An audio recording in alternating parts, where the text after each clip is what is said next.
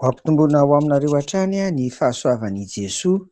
Amen. Mivavaka isika. Misaotra anao izay Tompo amin'izao andro zoma izao, satria notahianao hatrany ny fiainanay ary rehefa mara-parina sady ny herinandro ihany koa. Voninahitra ho anao izao fotoana ifampizaranay ny teninao izao, mofinaina, sakafo mahavelona ny fiainanay iray manontolo, indrindra ny ara-panahiny, dia tena ho zava-dehibe tokoa Tompo. Ary ny asan'ny fanahinao masina koa no aoka ahatonga ny teny sy izay fampizarana eto mba tena iainana sy ivelomana ho amin'ny androm-piainanay sisa rehetra. Dia irina saingan-tahanay amin'ny anaran'i Jesoa izany. Amen.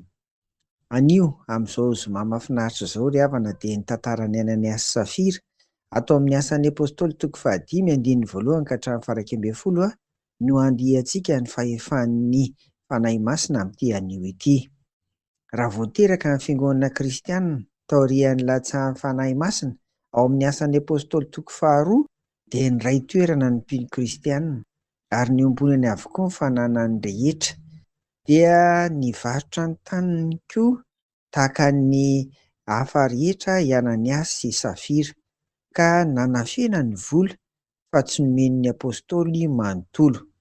Nanontaniany Petera i Ananiasy hoe ireto daholo ve ny vola? Dia eny hoy izy. Dia hoy Petera, tsy nandainga tamin'ny olona ianao fa tamin'Andriamanitra. Dia nikarapoka tamin'ny tanany Ananiasy dia maty.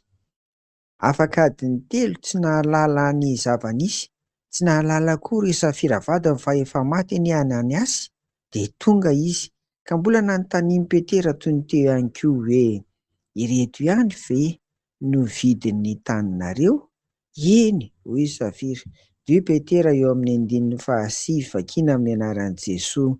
Nahoana ianareo no ndray tetika haka fanahy ny fanahin'ny Tompo?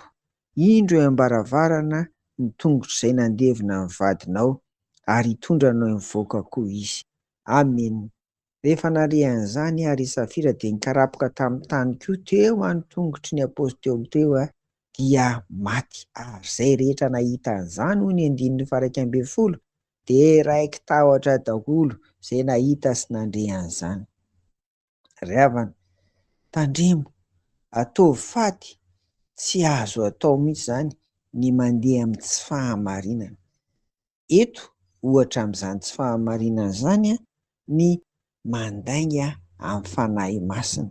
Aikay ho antsika mpino, aikay ho antsika kristianina manara-dian'i Jesoa Kristy ity, rehefa avy nandalo ny Pentekosita antsika nahazo ny fanahy masina, dia tsy ankasitrahan'ny Tompo mihitsy izay fandehanana amin'ny tsy fahamarinana rehetra. Indrindra moa hitantsika eto fa ny lainga. Tandremo fa manam-pahefana hamono ny mpandainga ny fanahy masina. Hitantsika amin'ny tantaran'ny Ananiasy sy Safira eto. Enganie araka ny ambaran'ny soratra masina izay manatsofina iaino aoka izy iaino izay lazainy ny fanahy amin'ny fiangonana. Amen. Mivavaka ary sika. Tompo, mamondrafo aminay raha nandainga izay teo amin'ny fiainana, ary mbola famondraponao ny mahavelona anay tahaka an'izao. Koa tantano izay amin'ny ho avy rehetra. Enganie ny fanahy masina hiasa betsaka aty anatinay, mba hahatonga anay hifady izay tsy marina, izay tsy fahamarinana rehetra. Ho fadianay izany, indrindra ny lainga, mba hahavelona anay ao aminao. Dia apetraka aminao manontolo ary ny fiainanay rehetra amin'ny anaran'i Jesoa. Amen. Ho aminareo ny fiadanan'i Jesoa ry havako. Amen.